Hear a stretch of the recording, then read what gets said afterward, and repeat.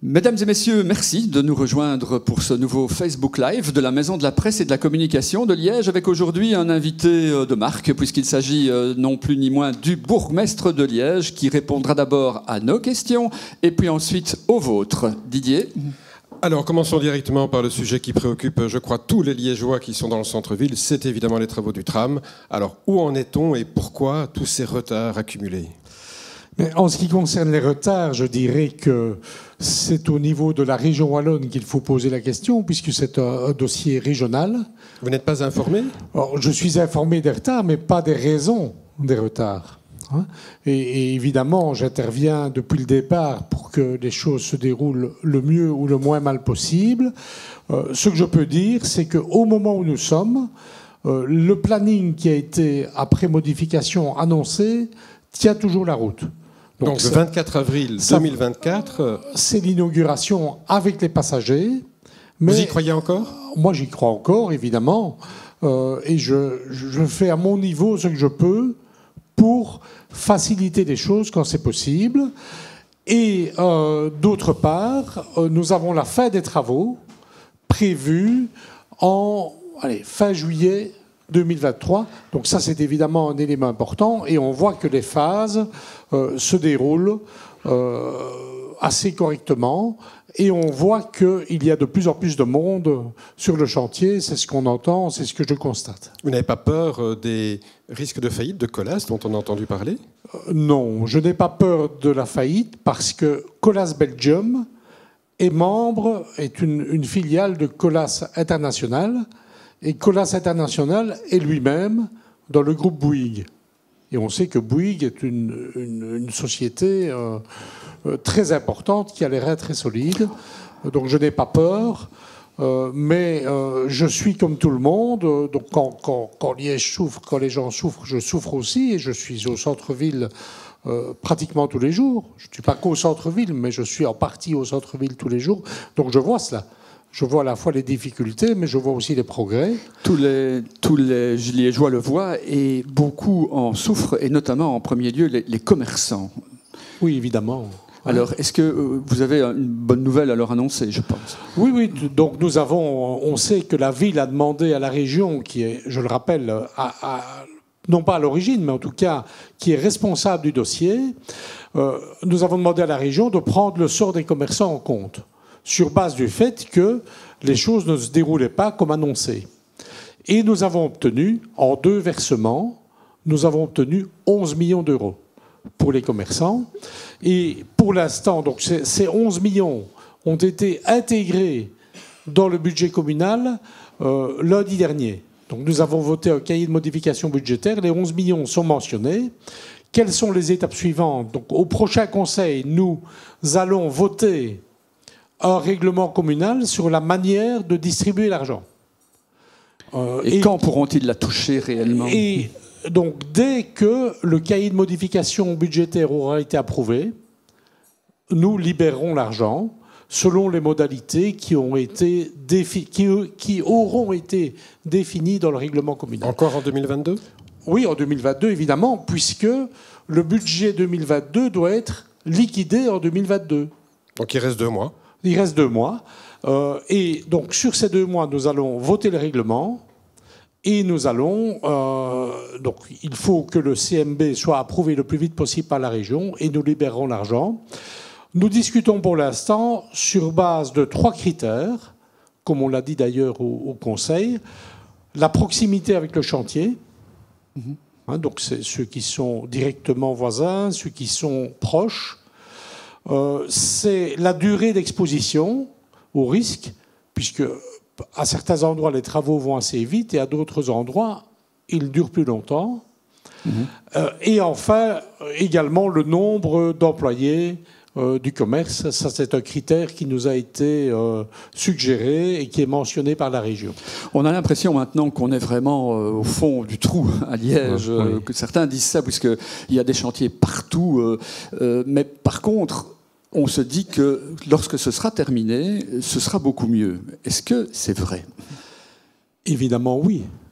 Sinon, nous n'aurions pas prévu ou autorisé cela. Donc, je vous remercie de me poser la question. Donc, revenons un moment au tram. Donc, tout d'abord, je veux dire toute ma sympathie à celles et ceux qui en souffrent. Mais au moment où nous sommes, est-ce qu'on aurait pu concevoir qu'une métropole comme Liège ne soit pas équipée d'un grand transport en commun structurant? Je pense qu'on nous l'aurait reproché. À l'époque où on veut un espace public apaisé, où on veut que la population puisse emprunter des transports en commun qui sont confortables. Rappelons-nous le 1 et le 4, qui étaient saturés. On ne savait plus ajouter de bus tellement on en avait déjà. Donc, c'est utile et c'est l'occasion de rénover 50 hectares d'espace public et de le pacifier. Tout le long de la ligne de tram. Tout le long de la ligne. Et nous avons obtenu d'aller jusque Serein et Herstal grâce au fonds de relance européen. Et c'est pour quand cette extension? De mémoire, l'argent doit être dépensé pour 2026. Donc ça on veut va dire finir qu'il faut... les travaux pour recommencer directement. Oui, mais pas au même endroit. Bien sûr. Et, certes, et pas selon les mêmes modalités. Donc ce sera un marché public classique et plus un PPP. Hein? Et certains parlent déjà d'une autre ligne en fait qui serait nécessaire dès maintenant, qui est une transversale entre Anse et Chênay. Est-ce que c'est un dossier qui est tout à fait une utopie, ou bien est-ce qu'on peut imaginer que dans les 10 ans qui viennent, ça aussi ce soit présent? Non, je suis d'accord avec ça, et c'est moi qui ai, comme président du GRE à l'époque, initié la réflexion. C'est ce qu'on appelle les lignes BHNS. Donc certains voudraient déjà une deuxième ligne de tram. Donc moi, je pense que nous n'aurons pas le financement tout de suite, vu l'état des finances de la région, et qu'il faut, dans un premier temps, accepter les bus à haut niveau de service. On pourrait les avoir avant la fin du tram? Oui, ils sont prévus. Ils sont budgétisés, et pour l'instant, nous travaillons sur le tracé précis de la ligne. Ça sous-entend des lignes prioritaires et des sites propres. Des lignes prioritaires avec des sites propres, et avec des sites qui seront étudiés pour accueillir le tram dans la suite. Ça, c'est important. Voilà, donc beaucoup de sujets évidemment dont on doit parler, et je rappelle à tous nos téléspectateurs qu'ils pourront poser leurs questions via notre site Facebook Live, où vous pourrez revenir évidemment sur le tram d'ici une petite demi-heure. Autre sujet de préoccupation très important pour les Liégeois, c'est en fait le nombre de SDF et de toxicomanes que l'on rencontre lorsque l'on se promène dans l'hypercentre. On est constamment évidemment arrêté. Est-ce que vous comprenez ce sentiment d'insécurité qui habite pour le moment de nombreux Liégeois? C'est un sentiment d'insécurité, mais c'est aussi un sentiment d'irritation. Je le comprends. Donc tout cela a plusieurs explications, dont certaines que nous recherchons encore en termes d'études. Mais donc pendant la pandémie, la police était, vous le savez, et tout le monde le sait, occupée ailleurs. Hein? Donc pendant ce temps-là, nous avons en quelque sorte perdu le terrain. Deuxième élément important, et tout le monde le sait aussi, on voit qu'au niveau européen, nous devons faire face à une offensive concertée de plusieurs mafias. Donc ça a été expliqué, la mafia sud-américaine qui exploite dans le Condro d'anciennes fermes comme des usines et des centres de synthèse chimique. Et on les connaît? Comment? On sait où ça se trouve? Non, mais on les cherche et on les trouve. Récemment encore, nous avons une mafia plutôt d'Europe de l'Est qui fait le middle management et le service d'ordre. Et nous avons des malheureux qui sont sans papier et qui sont employés au deal de rue. Et qui viennent à Liège parce que précisément il y a cette mafia à proximité? Avec des qui viennent parce qu'il y a des filières. Mais elles ne viennent pas seulement à Liège. Vous voyez ce qui se passe à Anvers. Vous voyez ce qu'on raconte aux Pays-Bas. Et je suis allé il y a une quinzaine de jours à Tilburg pour en discuter avec mon homologue de Tilburg. Et là, on menace même un des enfants de la famille royale. Mais d'une manière générale... nous sommes là-dedans. Et ça, ce sont les grands problèmes. Maintenant, nous avons le problème au quotidien. Et je voudrais dire ici que demain, à 11h, à l'Hôtel de Ville, Jean-Marc Demelaine, qui est notre futur chef de corps et qui va succéder à Christian Beaupère, prête serment. Demain, à 11h, Et je peux vous dire que la semaine prochaine, j'ai déjà eu des conversations avec lui, et que la semaine prochaine, je le verrai pour aborder les priorités. Mais que faire pratiquement pour régler le problème? Et la première priorité, ce sera celle-là. Donc que faire? Je vais en discuter avec lui, c'est normal, mais je pense que ça passe par une présence, pas seulement par ça, mais d'abord par une présence policière plus importante. C'est un signal de tolérance zéro que vous lancez? Non, c'est un signal vis-à-vis de la population. On vient de parler du sentiment d'insécurité. La présence policière dans l'hypercentre doit répondre à ce sentiment d'insécurité et doit faire en sorte qu'on ne constate plus ce qu'on constate et ce que je constate aussi, c'est-à-dire en plein centre-ville, en plein hypercentre, du deal. Donc des échanges qui se font devant moi, par exemple. Donc je suis témoin de la même chose, Chacun peut que le ce voir. que les Liégeoises et les Liégeois peuvent voir. Mais beaucoup disent aussi que Oui. la ville est un peu trop tolérante ou trop accueillante par rapport à ces personnes. Et notamment, on pointe du doigt la salle de shoot, qui Oui. est en fait une sorte pour attirer les touristes de la drogue. C'est réel ou pas? C'est une erreur. Hein. C'est une erreur, ça a été dit par d'aucuns ou d'aucunes. Et en fait, c'est tiré d'un rapport du gestionnaire de la salle, mais il parlait de personnes qui, en fait, sont toxicomanes, mais sont des gens qui sont peut-être par ailleurs ont une carrière, etc., viennent à Liège comme vacanciers pour y travailler un moment et apprennent qu'il y a une salle, donc plutôt que de se torguer en rue ou ailleurs, viennent là-bas. Est-ce que nous attirons à Liège des habitants d'autres villes, en Wallonie, à Bruxelles, parce qu'il y a un marché? Pas à cause de la salle de consommation. En fait, nous sommes à l'intersection d'Anvers et de Rotterdam. Donc, par Anvers, 50% de la cocaïne qui se consomme en Europe rentre. Et par Rotterdam, Anvers et Rotterdam, 40%. C'est d'ailleurs le marché aujourd'hui de la drogue donc, à Liège. Nous sommes donc au milieu avec de la drogue qui est de qualité, qui n'est pas chère. De la cocaïne? Cocaïne, oui. Et donc le problème, c'est que cette salle de consommation, elle était destinée et elle fonctionne avec des consommateurs d'héroïne. Et donc la différence que vous avez entre le cannabis et l'héroïne d'une part et la cocaïne d'autre part, c'est l'effet. Donc l'effet du cannabis et de l'héroïne est plus long et plutôt calmant. Tandis que la cocaïne, vous devez en prendre beaucoup et vous êtes dans un état d'excitation qui est très visible en fait. Voilà. Donc ça veut dire que la pratique de la toxicomanie a changé. Et a changé pendant la pandémie, à un moment où les gens ne le voyaient pas de la même manière puisqu'ils n'étaient pas là. Et quand ils reviennent en ville, ou quand ils ressortent de chez eux, ils tombent là-dessus. Avec un phénomène peut-être plus visible aussi, puisque l'espace a été réduit à cause des travaux du tram. Donc voilà, c'est une conjonction de beaucoup de choses. Mais donc ce que je veux dire, et je vous remercie de la tribune qui m'est offerte ce soir, c'est que dès la semaine prochaine, la problématique sera abordée avec Jean-Marc Demelaine. Et si vous me le permettez, je voudrais encore ajouter une facette. Nous avons un grand problème de disponibilité policière. Pourquoi ? Parce que, donc, n'oublions pas qu'à une certaine époque, le gouvernement en place a considéré qu'il ne fallait plus engager de policiers. Donc ça fait moins 2800. J'étais parlementaire à cette époque-là, je l'ai vécu, donc ils ne sont pas, pour l'instant, dans la profession. Et nous avons une crise des vocations.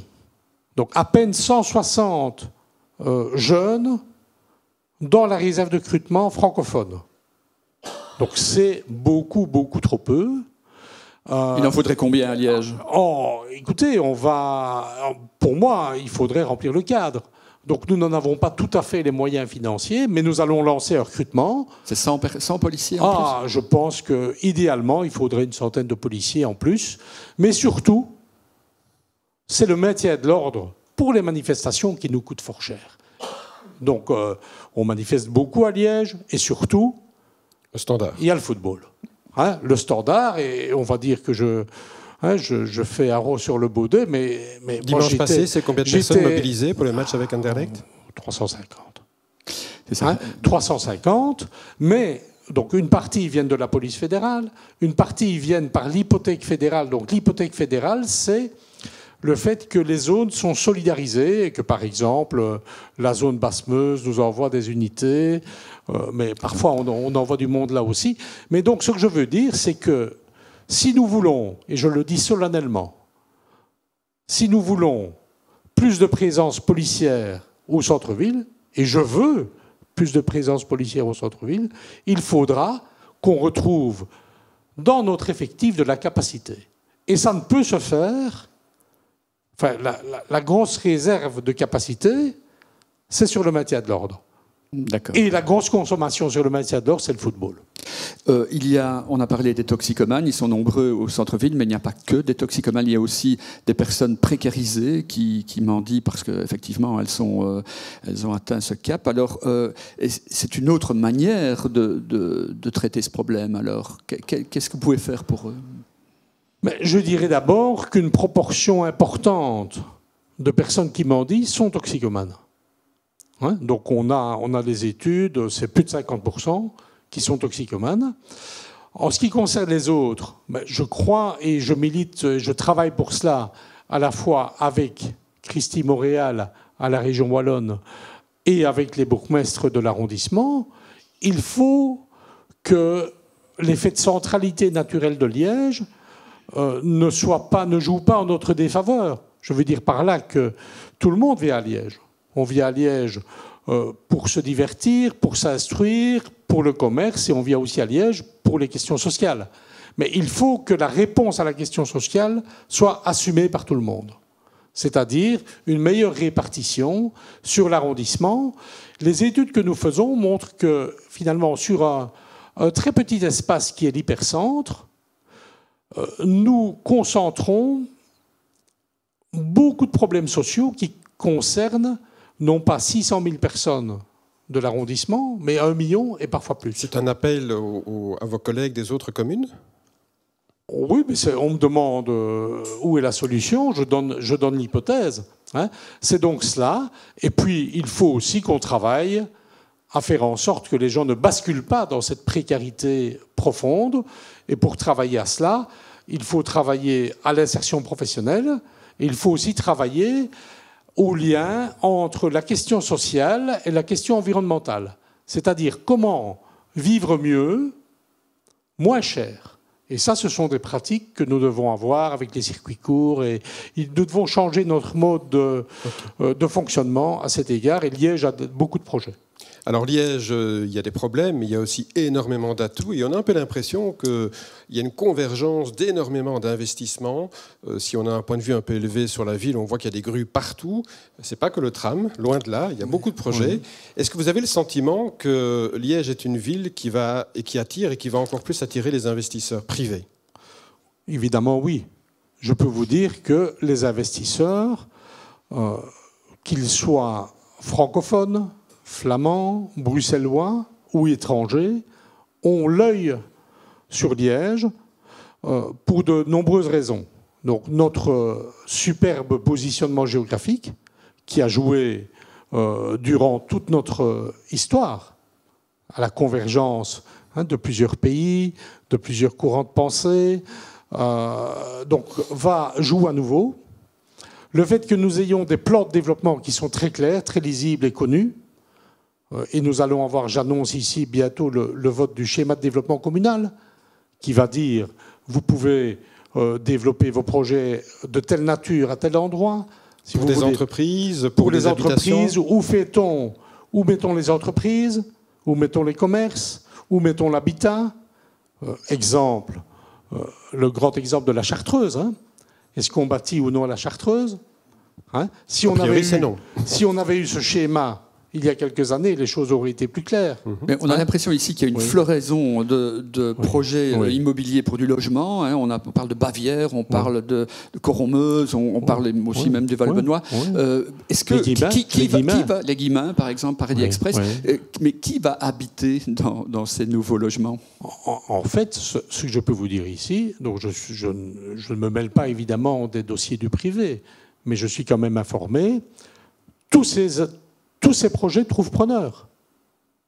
Donc tout se vend. Des nouveaux habitants ou bien c'est des déménagements?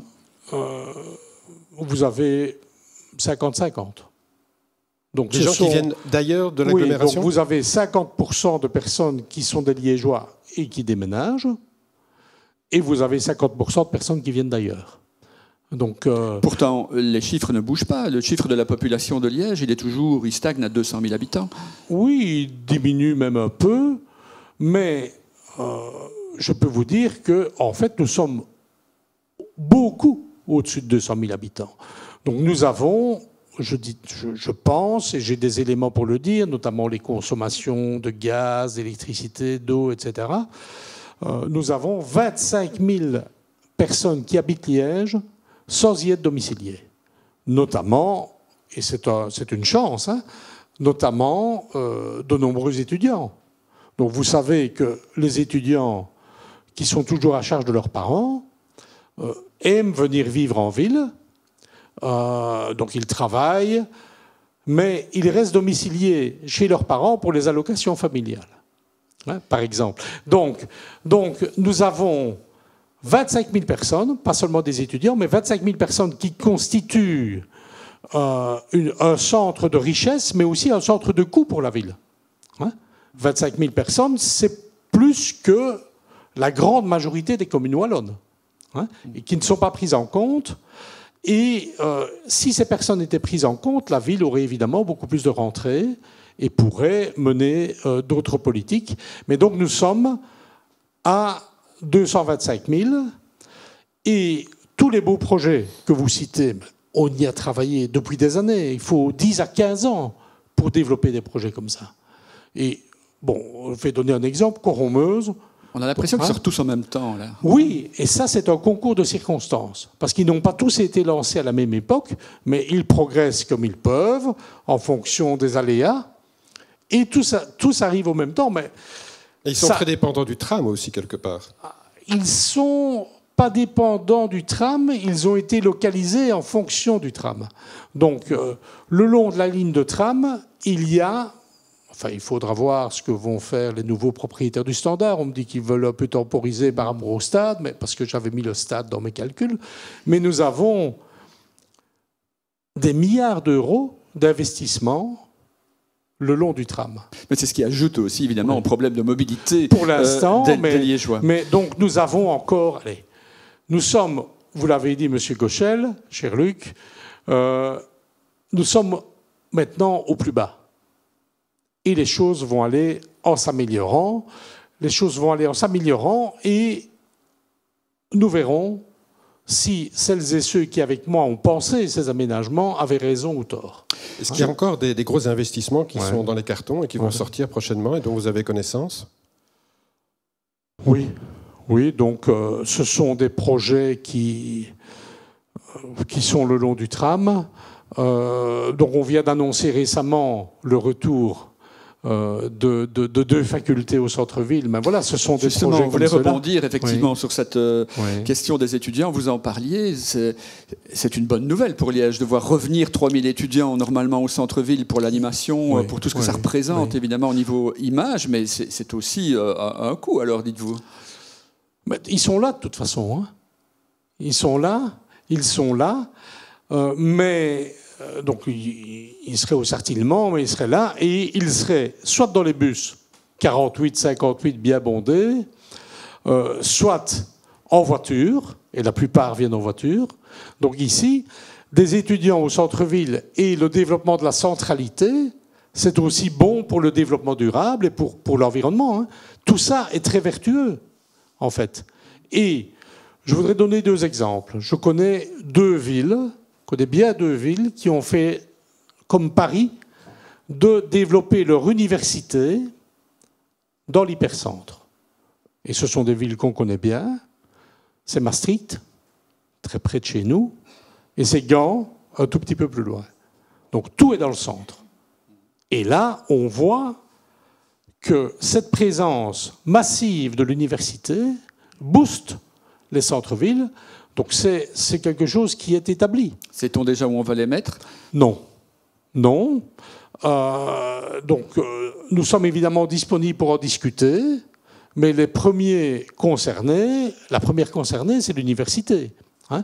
Mais je ne peux pas m'empêcher de penser que l'université a évidemment les problèmes financiers en tête, mais va aussi le faire de manière vertueuse, avec le développement durable, avec une réflexion. Ils ont toutes les facultés comme bureau d'études pour bien réfléchir à cela. Hein? Alors, Liège a été candidate à l'exposition internationale en 2017. Est-ce qu'il y a une volonté, une ambition de la ville d'encore inscrire Liège dans un grand projet international? Certainement, certainement. On a parlé de ville de la culture, par exemple, de capitale. Oui, évidemment. Donc nous avons tous les équipements pour ce faire.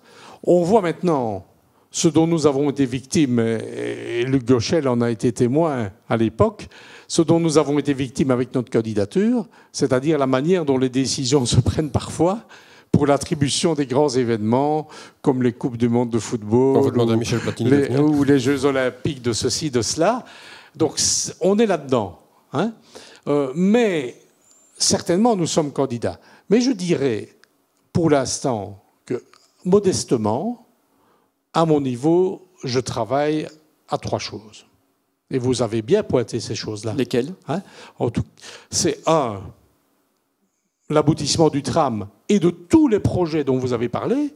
Ça, c'est parce que ce sont des problèmes, mais je connais beaucoup de villes qui seraient contentes d'avoir ça comme perspective. Hein. Deuxièmement, la résolution des problèmes, la question de la toxicomanie et les problèmes sociaux. Et troisièmement, la question financière, avec comme corollaire peut-être une modification des structures publiques. Parce qu'effectivement, on sait que les finances de la ville ne sont pas au beau fixe depuis 30 ans ou 40 ans. Oui. Où en est-on justement? Bien, en fait, nous avons un gros problème qui est celui de la cotisation de responsabilisation des pensions. C'est-à-dire que nous avons à charge toutes les pensions. Et la caractéristique des pensions publiques communales et provinciales, c'est que, contrairement à toutes les autres pensions belges, elles ne sont pas alimentées en partie par le budget de l'État. Donc on sait la sécurité sociale, le budget des pensions, tout ça, c'est une dépense fédérale. Sauf pour les pouvoirs locaux. Et donc nous sommes en difficulté, en grande difficulté, mais je peux vous dire que toutes les villes et communes le sont, toutes, en Wallonie comme en Flandre. Et que, donc, en 2024, si une solution structurelle n'arrive pas, nous allons avoir, dans toute la fonction publique communale belge, de gigantesques problèmes. On se retrouverait comme dans les années 80 avec... Ah non, non, non, parce que dans les années 80, nous étions tout seuls. Hein? Ici, c'est tout le monde, à des degrés divers, mais tout le monde. Donc il faut cette solution. Et ce que je pense, c'est que si nous n'avons pas besoin d'avoir beaucoup de subsides, mais si nous étions correctement financés par rapport à toutes les charges de centralité, la ville, je l'ai dit tout à l'heure, a tellement d'atouts naturels et il y a dans notre population tellement d'enthousiasme, de créativité, qu'on s'en sortirait. Oui, et on partirait à nouveau dans une spirale de développement au bénéfice de tout le monde. C'est-à-dire comment va-t-on régler ce problème? Parce que les problèmes de financement vont se poser partout, au fédéral, à la région. Où reste-t-il de l'argent et où comptez-vous l'obtenir? Je pense que nous devons réformer beaucoup de choses. Je ne vais pas vous dire ceci, cela, etc., parce que parler, les nommer précisément, c'est les condamner par avance à l'échec. Mais les citoyennes et les citoyens ne demandent pas des structures, ils demandent des services. Donc nous devons loger les services à rendre au bon endroit. Certains services doivent se rendre dans les quartiers, certains services sont rendus par les villes, certains services par une structure supralocale, et la région et l'État. Mais donc il faut travailler avec ce que nous avons, parce que personne ne nous aidera. On a l'impression d'ailleurs que pour le moment, Liège subit une sorte de bashing qui est dû en partie à des causes objectives, comme on a parlé du scandale Publifin, évidemment, et on n'a pas l'impression que pour le moment, on a envie tellement d'aider Liège à d'autres niveaux de pouvoir. Oui, je sais que ce sont des choses qui se disent, voire qui s'écrivent, mais bon... À quel niveau de pouvoir manque-t-il aux Liégeois? Donc nous avons, au fédéral, nous avons Sarah Schlitz, mais elle est secrétaire d'État, elle vient à peine d'arriver. Peut-être au niveau fédéral. Mais si vous regardez au niveau de la communauté Wallonie-Bruxelles, les Liégeois sont largement représentés. Mais les représentants de la ville ne peuvent plus, hein, donc il y a une sorte... Oui, mais enfin, rien ne m'empêche d'appeler les ministres. Et je les appelle. Même s'ils ne sont pas de mon organisation politique, ils sont liégeois, donc j'appelle et je fais progresser les dossiers. Donc à la région, nous avons du monde, à la communauté Wallonie-Bruxelles, nous avons du monde, et le fédéral a des relais. Donc nos dossiers avancent, mais ce que je voudrais dire, c'est que nous avons un grand besoin, et je sais que ça va arriver, puisque nous avons des concertations au niveau des organisations politiques, nous devons redéfinir des grands dossiers. C'est plutôt ça qu'il faut faire. Lesquels ? Je ne vais pas m'avancer, mais nous devons définir de nouveaux dossiers. Quand le plan de relance européen est arrivé sur la table, nous avons dû chercher. Parce qu'il faut des dossiers qui sont prêts. Et qu'avons-nous trouvé? Et heureusement, nous avons trouvé les dossiers relatifs au tram. Et à l'extension du tram vers Serein et vers Herstal, nous l'avons déposé sur la table et il a été accepté. Donc il faut redéfinir de nouvelles priorités et les terrains d'action ne manquent pas. Donc tout ce qui est la logistique, évidemment il y a le débat sur Bierzet, tout ce qui est autour de l'université, vous avez eu la nouvelle rectrice récemment dans cette émission, il y a là-bas de beaux projets, tout ce qui est le circuit court, la ceinture alimentaire, et toutes les nouveautés, tout ce qui est approprié à l'époque qui doit quand même nous ouvrir les yeux sur beaucoup de choses, mais nous sommes outillés pour cela. Hein. Nous avons la science, nous avons les entreprises, il faut donc redéfinir des grands dossiers phares, et tous ensemble, donc avec l'Union sacrée liégeoise, avec toutes les forces vives, aller défendre ces dossiers. Est-ce que ça tient toujours, ça? On disait toujours à l'époque, Jean Goll, André Coles, Jean-Pierre Graffet formaient les trois doigts d'une main, si je puis dire. Le groupe de Colonster qu'on appelait. Est-ce que maintenant ça tient toujours? On a l'impression maintenant que tous les partis politiques se tirent un peu dans les pattes. Oui, mais pas à Liège. Hein?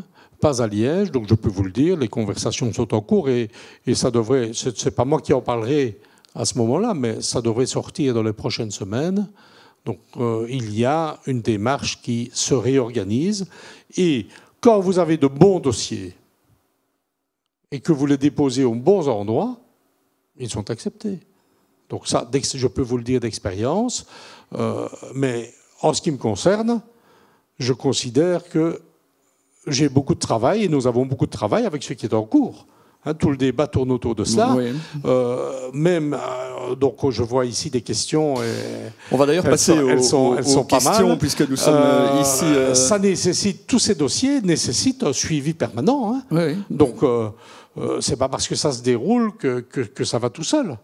Hein? Nous sommes à la moitié de cette émission, donc on a brossé un peu les thèmes assez larges. Je rappelle que tous ceux qui nous écoutent et nous regardent peuvent nous envoyer leurs questions via le Facebook Live et nous allons maintenant d'ailleurs, comme promis, y répondre. Alors une première question ici de Pierre-Étienne. Il y a des vrais projets qui émergent, aboutissent à Liège, on en a parlé d'ailleurs, mais on n'a pas cité la Mosa School Ballet qui vient d'ouvrir effectivement, de l'offre hôtelière qui augmente, la modernisation de l'opéra, le succès des Ardentes sur leur nouveau site, le Val-Benoît, l'écoquartier, on en a parlé aussi. Mais quelles sont pour vous les raisons, c'est la question, de ce nouveau souffle liégeois ?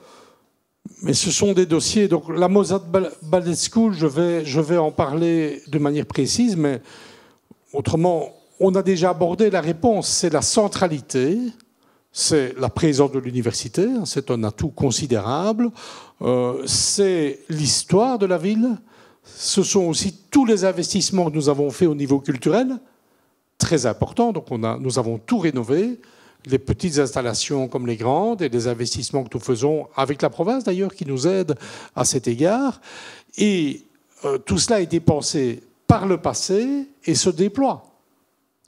Se déploie. La Mosa Ballet School, ça c'est quelque chose de merveilleux.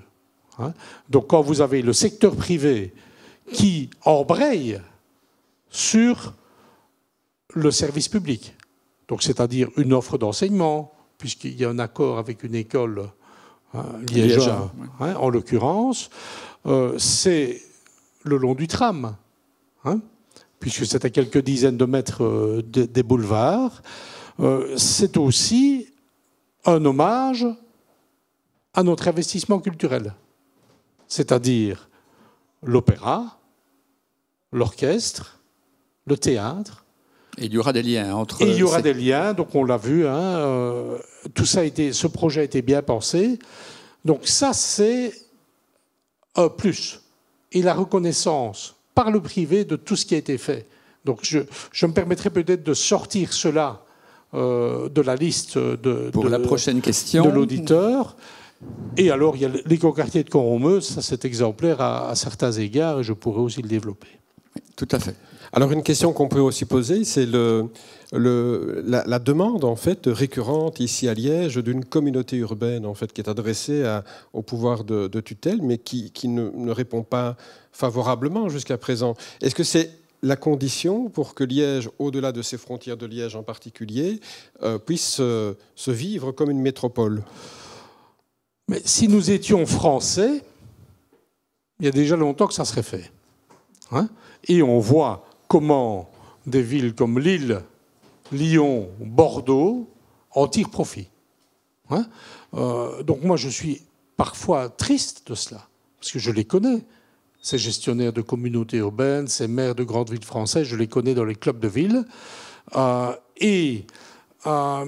Nous avons ce problème structurel, à mon sens. Et il faut trouver la manière de le résoudre. Je sais qu'un document est en préparation au cabinet du ministre Collignon pour initier les communautés urbaines. Et on sait combien les bourgmestres ont joué un rôle récemment dans les crises, mais nous pouvons aussi jouer des rôles pour le développement. Pour le développement, à base locale et dans l'entente. Et il faut que chacun y trouve son compte. C'est-à-dire à la fois la ville-centre et toutes les communes autour. Donc oui, mais je suis évidemment un peu suspect puisqu'on va dire ouais, mais c'est la ville qui va en profiter, etc. Non, ça doit être bien pensé. On va passer à une prochaine question. C'est Stéphie Mundai qui la pose. Il y a de plus en plus d'initiatives concernant le logement dans la ville de Liège. Pensez-vous que le projet ARC au Val-Benoît permette à la ville de voir différemment le logement par rapport au logement traditionnel? Alors, le projet ARC, vous êtes au courant? Je suis au courant. C'est un ancien bâtiment qui était propriété de la ville. Et je l'ai visité récemment. Qu'est-ce qu'il a de particulier? D'abord, c'est 220 logements. 220 logements. Ça m'a rappelé une époque bénie de ma vie où j'étais résident et d'ailleurs président des Haumes du Certinement. Où, en fait, c'est une vie communautaire, mais où chacun a sa chambre, son logement, et où tous les besoins un peu qui peuvent être globalisés, les besoins collectifs, sont présents. C'est une piste d'avenir, ça, la cohabitation? C'est en tout cas un mode de logement qui a tout à fait sa place actuellement, et notamment dans les métropoles. Donc là-bas, on avait des jeunes, on m'a dit aussi des célibataires, ou des personnes séparées. On avait aussi des chercheurs, on a des ouvriers du tram, des ingénieurs du tram, des jeunes travailleurs, donc 220 personnes, la plupart domiciliés, ce qui est intéressant. Et ils sont très heureux. Ils ont un beau cadre de vie, ils n'ont aucun souci. Ce n'est pas trop cher par rapport à ce qui est offert. C'est évidemment un choix de vie, hein. Mais si on aime bien, et l'entretien porte sur le caractère. On m'a dit, voilà, la seule question qu'on pose aux gens qui veulent venir habiter ici, c'est de voir s'ils sont faits pour une vie un peu en communauté. D'accord. Hein?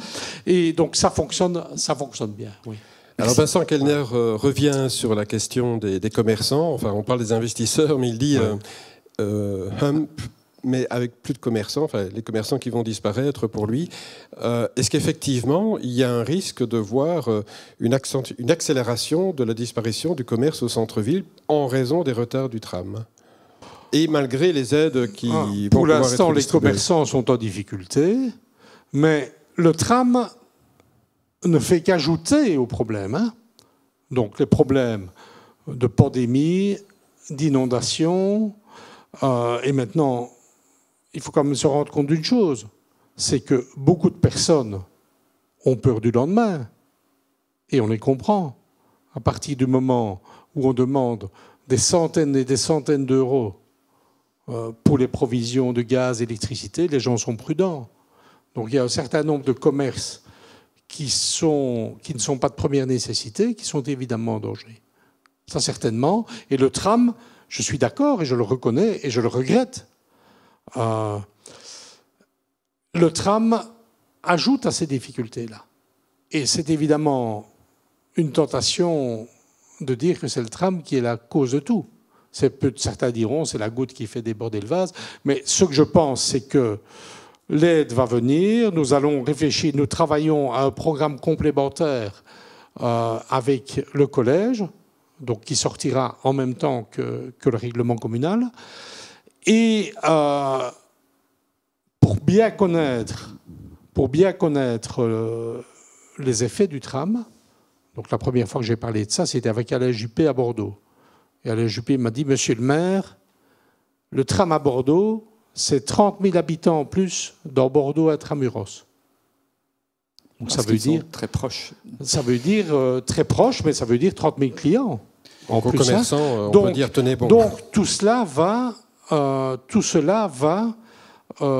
donner des effets très positifs. Et ça va notamment, si vous permettez, apaiser le cadre de vie.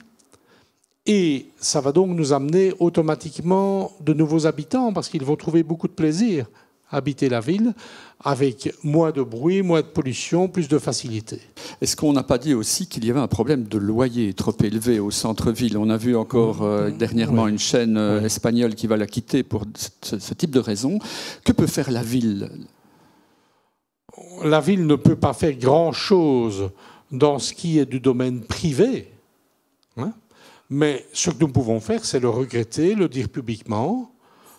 Mais effectivement, nous devons faire face à ce comportement qui est répandu, pas partout, mais qui est quand même courant, de propriétaires qui préfèrent laisser le bien en location plutôt que de baisser un peu le loyer. Et on attend alors des mois et des mois, et ce sont des cellules vides, mais je connais les prix dans l'hypercentre. Il faut déjà vendre beaucoup d'articles pour assumer ces frais-là. Hein? Et là, ça n'est pas la responsabilité de la ville. Ce que nous faisons avec Maguillerna et avec le collège, nous achetons. Et nous avons fait ça. Nous avons acheté des commerces. Hein? On voit bien les quartiers où la ville a pu le faire, où nous avons eu de la chance de le faire. Et ça nous permet alors d'accueillir des commerçants dans des conditions CréaShop. Hein? C'est le programme CréaShop qui leur permet de se lancer. Alors, vous avez évoqué les problèmes aussi de finances des personnes en raison des coûts de l'énergie. Et ici à Liège, on a beaucoup entendu parler depuis quelques jours de cette proposition, et Vincent Kellner à nouveau revient sur cela, du CPS de Liège, d'élargir les conditions d'accès au tarif social. Est-ce que cela a des chances d'aboutir? Quelle est votre position? Le CPS, c'est la ville aussi. Oui, si ce n'est que le CPS a ses propres instances. Hein? Mais, donc en fait, que s'est-il passé? On voit que donc la région souhaite aider. Et elle dit, mais pas seulement les personnes qui émargent aux finances du CPS et qui touchent le revenu d'insertion. Donc on peut ouvrir à d'autres. Mais que disent alors les assistants sociaux et les travailleurs de terrain du CPS de Liège? Mais les personnes viennent, mais les critères ne sont pas clairs. Donc les critères ne sont pas clairs, et qu'a fait le Conseil de l'action sociale? Il a formulé sa position, en l'absence de critères.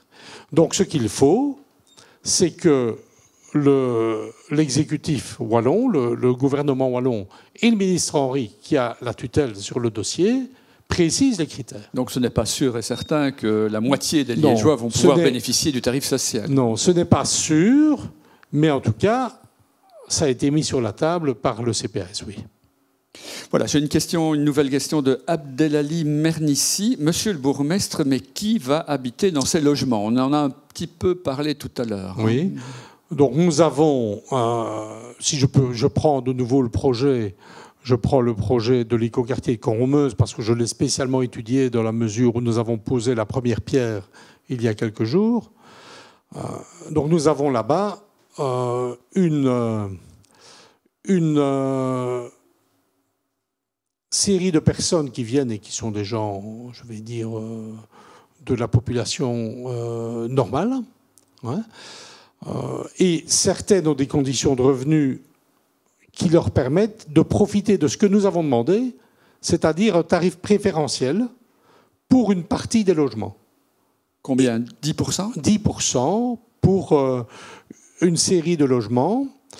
Et il se fait que dans la mesure où la ville est propriétaire du terrain, mais nous cédons la propriété au passage, la ville et son bourgmestre doivent signer les actes. Donc tous les vendredis, depuis un certain nombre de mois, je signe les actes de Corommeuse. Et je vois donc les personnes. Je les vois. Elles viennent acheter leur bien ou leur appartement à l'hôtel de ville. Oui. Donc les notaires, des sociétés, le notaire de la ville et les notaires des acheteuses, tout le monde est à l'hôtel de ville le vendredi. Et donc, pendant toute la matinée, ils relisent les actes. Et puis, à la fin de la matinée, je sors du collège, puisque le collège se termine. Je m'assieds et je salue, je discute. Et vous voyez qui? Des jeunes, des vieux Je vois de tout. Je vois de tout, mais des ménages plutôt jeunes. Je vois aussi des personnes qui sont très heureuses de venir habiter Liège.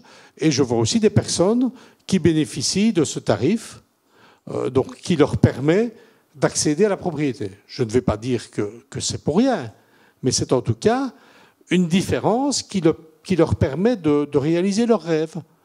Et ils sont toutes et tous très souriants. Et ils connaissent bien le dossier, ils savent bien ce qu'on va y trouver. Et ils sont heureux d'être accueillis dans l'hôtel de ville pour ce faire.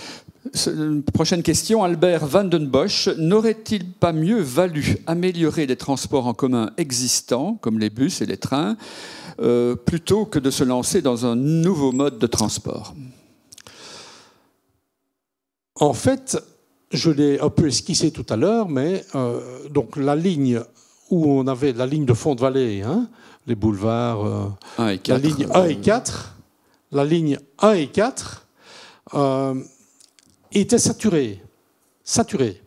C'est-à-dire que tous les bus étaient à la queue leu aux heures de pointe, la plupart étaient bondés, et on ne savait même plus ajouter de bus. Donc on ne savait plus répondre à l'offre. Et je peux d'ailleurs dire que cette ligne est de très loin la ligne la plus fréquentée de toute la Wallonie, et c'est la seule, si elle était privatisée, qui serait rentable. Et que va changer le tram? Le tram, c'est 302 personnes dans chaque sens, toutes les 4 minutes aux heures de pointe. Un bus, c'est 50. Donc un tram, c'est 6 bus. Plus grosse capacité de transport. Plus grosse capacité, et nous pourrions encore ajouter des rames. On pourrait. Si la demande se manifeste. Oui. Et vous allez voir ce qui va se passer. On sait, enfin, disons que ce qui est difficile par rapport au tram, c'est d'assumer ce retard et ce changement de planification. Hein? Mais nous savons, parce que nous l'avons étudié, nous l'avons observé, nous savons tous les bienfaits. Et on le verra. Et ce n'est pas du cynisme de le dire. Donc je me souviens, dans un autre domaine, je me souviens de la passerelle Labelle-Liégeoise. Hein? Donc les quais avaient été en travaux, les gens qui passaient par là ou ceux qui habitaient là étaient furieux. Et puis, le jour avant l'inauguration, j'étais allé voir comment ça se passait, pour voir si tout allait bien. Les personnes, j'étais là, les personnes ont enlevé les barrières d'Adar, prématurément, de leur propre initiative, et un jour avant, elles ont commencé à circuler. Donc ça, c'est l'appropriation par la population d'un projet collectif quand il est bon. Donc là, je me suis dit, ben oui, c'est réussi. Et vous verrez que pour le tram, nous aurons la même chose. Et les commerçantes et les commerçants qui entendent ça, mais ça ne met pas du baume sur leur plaie, évidemment. Mais je suis obligé de le dire, puisqu'on me pose la question et puisque je dois assumer le projet, mais je dois aussi tracer les perspectives. Donc, alors une prochaine question oui, concerne non plus là le tram et la mobilité directement, quoique, c'est les aménagements en bordure de ville. Alors, il y a des travaux, effectivement, et c'est la question d'Alex du côté du boulevard urbain Jupy et l'écoquartier à Cormeuse, mais y aura-t-il des projets pour l'entrée sud, côté des Grosses Battes, du quai des Ardennes et du boulevard de l'Automobile, et notamment dans une partie de la ville qui a été touchée par les inondations? Oui. Donc, je peux dire à notre auditeur, spectateur, internaute, qu'il aura réponse à ces questions lors du vote et du débat qui va avoir lieu sur le schéma de développement communal. Donc, le schéma de développement communal va nous dire, voilà ce que la ville veut, voilà où on va garder les espaces verts, et voilà où on va travailler avec le logement. C'est-à-dire... Mais sur l'entrée sud, oui. Parce que c'est donc, ça la question. Mais l'entrée sud sera concernée, en tout cas dans les endroits qui sont mentionnés dans la question, par le logement. Donc, il y aura des projets là-bas aussi. Oui, de grands projets de logement. Tout ça doit être évidemment concerté avec la population. Mais le boulevard de l'Automobile, le quai des Ardennes, est identifié comme un endroit où le logement peut être dans la qualité, mais densifié. On a entendu parler d'un projet là où il y avait le magasin Intersport il y a quelque temps. Oui, voilà. Et alors là, le parti du conseil communal s'est opposé. Je ne comprends pas pourquoi. Hein, puisque là, c'est le bel endroit pour densifier, évidemment. Ouais, bon, faut-il autant d'appartements ou autant, ça nous verrons bien. Mais c'est l'exemple type. Hein, c'est l'exemple type. Et pour faire de beaux appartements là-bas sur un terrain qui était déjà dévolu à la construction, construit, on peut loger là des dizaines et des dizaines de personnes sans gâcher 1 mètre carré de nature. Ouais. Voilà, c'est ça que nous allons dire, et nous allons avoir des projets pour tous les quartiers. Puisqu'on en parle, il y a un autre projet ici que Julie demande, c'est celui, quelles sont vos intentions pour dynamiser l'entrée de Liège à Belle-Île? C'est un peu la même question, évidemment, mais il y a un autre projet dont on parle, c'est une sorte de tour UEDA à l'entrée du quai des Ardennes et du boulevard de l'Automobile, où là, apparemment, on assiste à une mobilisation des habitants eux-mêmes contre cette tour. Bah écoutez, moi je ne vais pas donner des détails pour l'instant, donc je confirme qu'il y a un projet. Vous voyez, la plupart des gens, la plupart de ceux qui nous entendent et qui nous regardent se voient bien. Pour l'instant, c'est une friche là-bas qui doit être requalifiée. Quel projet exactement? La procédure commence. Et je sais que des habitants sont opposés. Je sais aussi que le comité de quartier d'Évennes voit ça plutôt d'un bon œil. Hein? Donc, ça fait débat. Ça fait débat, mais je peux dire ici, de nouveau un peu solennellement, que c'est vers cela que nous devons avancer, c'est-à-dire densifier aux bons endroits et promotionner la nature, y compris en ville, à d'autres. Donc, c'est comme ça que nous allons travailler, et c'est comme ça que la ville va se développer, et c'est comme ça que nous aurons le meilleur cadre de vie pour les habitantes et les habitants. Alors une prochaine question, et sans doute une des dernières, parmi les dernières, Marc Livens, qui revient sur le dossier du tram et des travaux, où il se pose la question finalement pourquoi on ouvre des chantiers un peu partout et qu'on en commence notamment dans des endroits alors que d'autres ne sont pas terminés. Il évoque le rond-point de la Batte qui est au point mort depuis des semaines alors que l'on commence des travaux du côté de la gare des Guillemins pour le passage du tram. Idem du côté de la place Général Le Mans où personne ne travaille, dit-il. On ouvre partout, on ne termine nulle part sauf rue Léopold. Enfin, voilà, c'est le phasage. Ce n'est pas un dossier qui vous concerne très directement. Voilà. Mais si c'est un dossier qui me concerne... Pour l'ouverture des voiries. Oui, ça me concerne beaucoup parce que je me sens évidemment concerné par la ville et par son développement. Mais ça n'est pas de ma responsabilité. Voilà. Donc nous avons donné les permissions et nous savons la date de la fin. Pour le reste, à l'intérieur de ce schéma-là, c'est la région wallonne, l'OTW, le TEC et le consortium Colas. Donc ça, ce sont les travaux de voirie, les sous-traitants. Et demain, CAF. CAF, c'est la société espagnole qui a fait les trams. C'est eux. Je comprends toutes les questions qui se posent, mais je dis patience et ça se terminera, à ma connaissance, dans les délais.